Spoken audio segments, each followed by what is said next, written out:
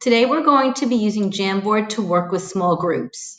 We're going to do that by assigning each child in the group their own Jamboard. So as you can see, I have my Jamboard. I've set it up. In this case, I've screenshotted something from our curriculum. I've added a text box with an extra question. So now I want to make it so that each child has their own Jamboard. So to do that, I'm going to go up to the top and I'm going to click on the arrow that says Expand Frame Bar.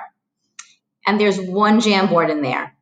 I'm going to go to the three dots, or what some people call the hot dog, and duplicate.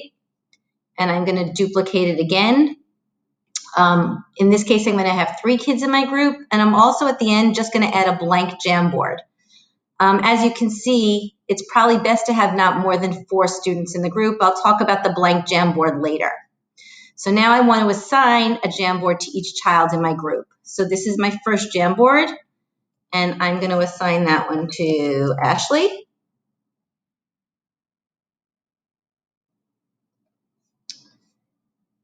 And then I'm going to go back up and I'm going to click on the second Jamboard.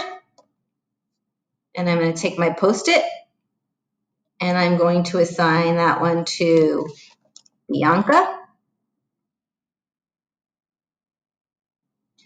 And I'm going to go back up again. And I'm going to click on the third Jamboard. And I'm going to assign that one to Amanda.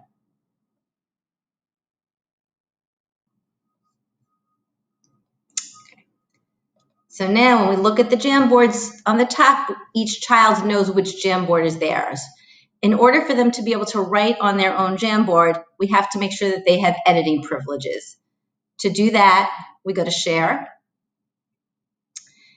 And we go where it says Get Link, and we go to Change. And you can see it says Viewer. We want to make sure that it says Editor.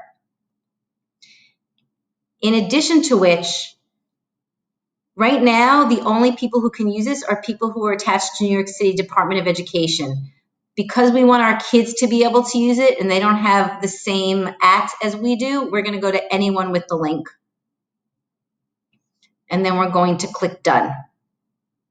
In part 2 of this, we are going to go on to a Zoom meeting and we're going to learn how we can do this actually with students.